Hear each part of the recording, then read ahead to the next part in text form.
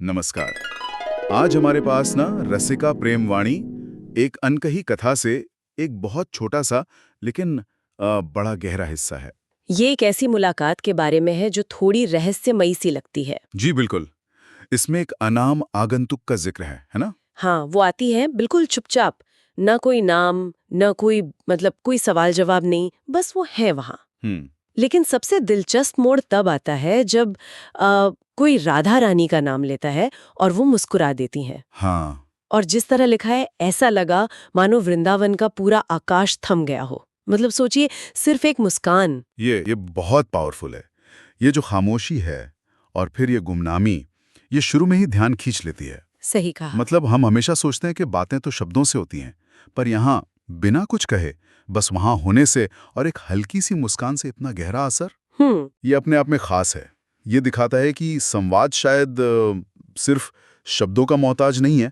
खासकर राधा रानी के नाम पर मुस्कुराना, वो भक्ति और प्रेम का वो कनेक्शन दिखाता है जहां नाम सुनते ही बस अनुभव होता है। बिल्कुल। और फिर बिल्कुल जाने से पहले वो कहती हैं, प्रेम वाणी शब्दों से नहीं, हृदय से निकलती है। हाँ।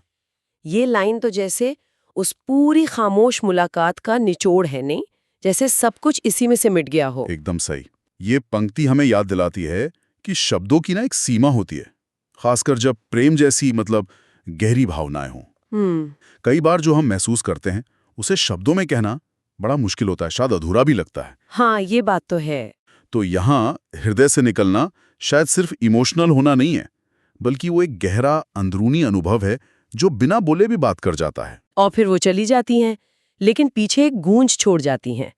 लिखा है, रसिका, प्रेम का वो गूंजता हुआ स्वर, रस्सी का प्रेम वाणी। जी, पास पीछा रह गया। शायद वही है रसिका प्रेम वाणी।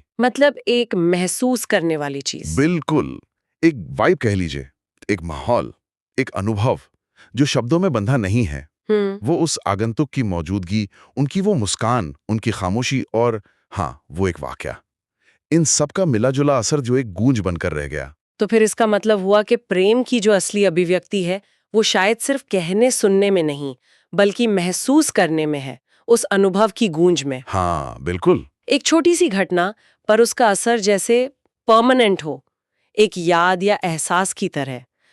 कम में ही कितना कुछ कह दिया गया, महसूस करा दिया गया। सही बात है। और ये हमें सोचने पर भी मजबूर करता है ना, किस तरह से? कि क्या खामोशी में, एक मुस्कान में या सिर्फ किसी की मौजूदगी में शब्दों से ज्यादा बात कहने की ताकत हो सकती है। बात तो गहरी है। खासतौर जब बात रसिका प्रेम की हो, जो शायद ज्यादा रूहानी या भावनात्मक स्तर का प्रेम है। तो फिर इस अंश के हिसाब से रसिका प्रेम क्या हुआ? क्या ये सिर्फ एक तजुर्बा है जिसे महसूस ही कर सकते हैं, या इसका कोई सिद्धांत भी है? ये सवाल पाठक के लिए छोड़ा गया लगता है।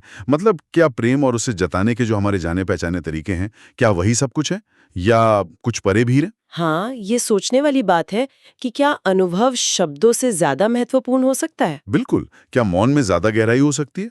यह हमें प्रेम की अभिव्यक्ति पर दोबारा सोचने को कहता है।